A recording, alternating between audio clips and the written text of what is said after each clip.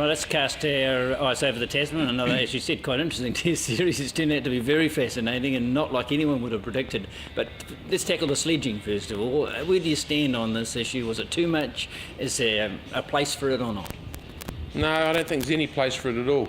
I don't say there's no place for talking on the cricket field. I mean, it's a 5-day game. You can't have mummies out there for 5 days. But there's no place for abuse at all to me. I agree with what I've read from Ian Chappell and Jeff Boycott, actually, that we're not far away from players belting each other now. It's ridiculous. Make your point with the ball or with the bat, and maybe with a bit of subtle humour out there on the field over 5 days. It's not a place where I just don't agree with that abuse that's going on. It's just not part of the game that I know. Is it because people are idle from time to time? I mean, thinking about international rugby, nobody sledges anyone. There's a one-off remark perhaps, but I think you're so focused on your job, whereas in cricket you've got a bit of time to think about things. It's a slower game, cricket, but golf's a slow game, isn't it? I mean, they hit a ball and they walk for 2 or 3 minutes, and they hit a ball and they walk for 2 or 3 minutes. Imagine Tiger Woods saying to Ernie Els, just as he was lining up a putt in a major, started abusing him and talking about his mother's background and what he was doing last night and how big his gut was looking and all this. Imagine that, just as he was lining up a putt to win a major. Or imagine Roger Federer and Rafael Nadal abusing each other on end changes as they walk back to... Imagine that going all the time. I mean, it would just demean the sport. And I don't know why people don't look at cricket the same way and say it does not belong in this sport. Okay, outside of the verbal abuse, the abuse with the ball, if you like, the Australians seem to have the psyche on England in every area of the game at the moment. Oh, totally. I mean, it's amazing. England definitely began that series as the favourites, having won the Ashes just a few months ago, having won the Ashes series 3-1. So England came to Australia. Okay, it's in Australia, it's going to be a bit tougher, but the mental disintegration that's gone on in that England team in just a fortnight or so is phenomenal. I mean, okay, Trott's had his own problems and he's gone home, but Cook can't make runs. Peterson looks like he's only going to bat for half an hour. Bell's batted well, but the rest of them look terrible with the bat. The bowlers look tame compared to a pretty ferocious Australian attack. And even the spinners, where you thought, well, Swan's going to be at a big advantage, I think Lyons outbowled Swan as well. So there's no area where England are matching Australia. And look at the scoreboard. I mean, Australia won the last test by a couple of hundred runs after declaring twice.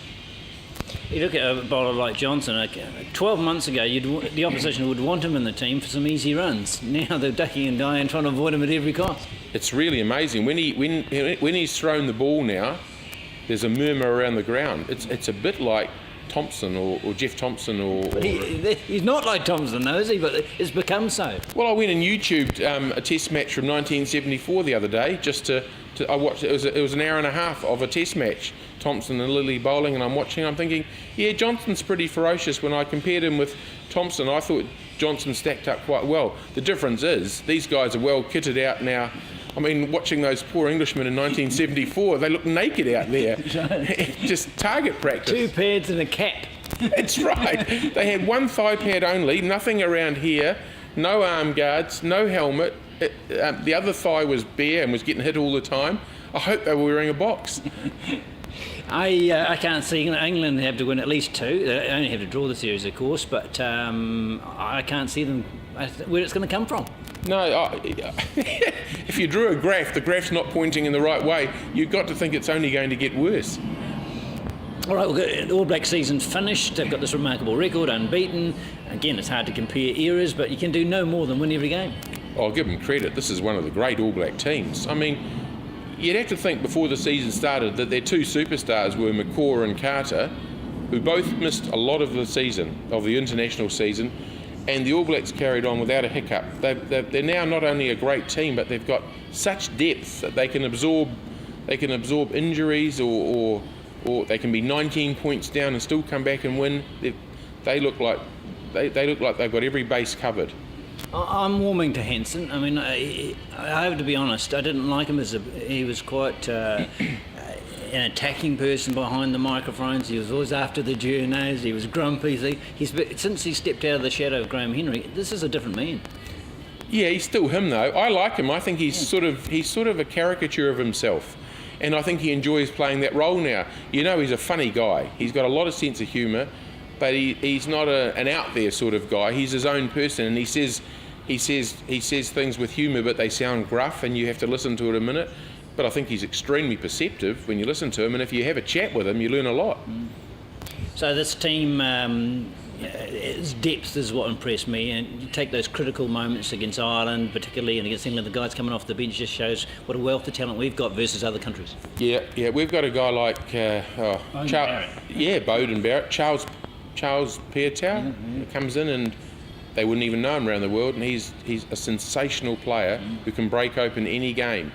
Kieran Reid in the front, he steps up. He might be the best number 8 we've ever fielded, and we've had great number 8s. I mean, he's right up at the top level. Yeah, we've got depth right across the field at the moment. You wonder how it could ever change.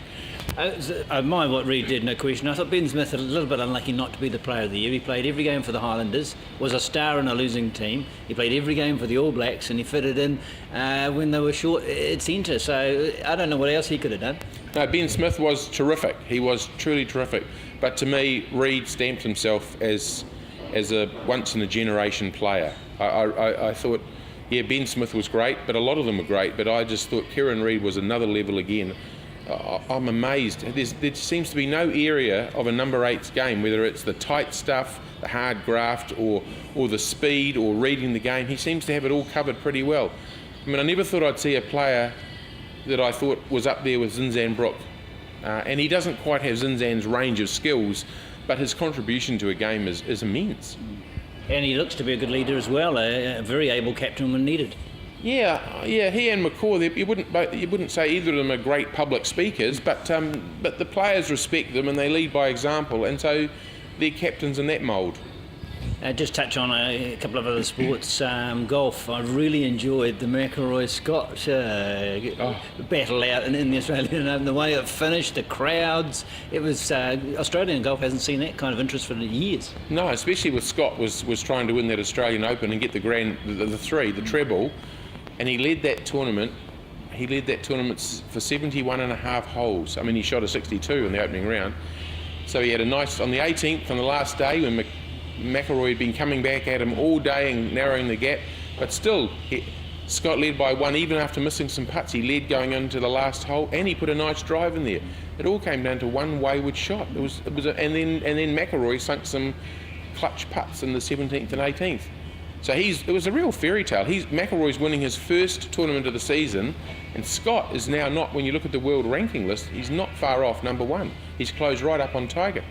They seem both nice guys and good for the sport. They seem to enjoy it. They seem to put a lot into the game, and I thought it was a great showcase for golf.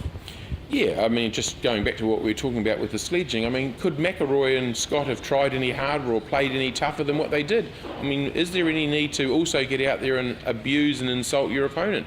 To me, that was great sport, and yet they were honouring the game at the same time. This sadly will be the last time I think we'll talk about David Tour, because the career is now officially over. The last fight, a sad end and not untypical of the sport.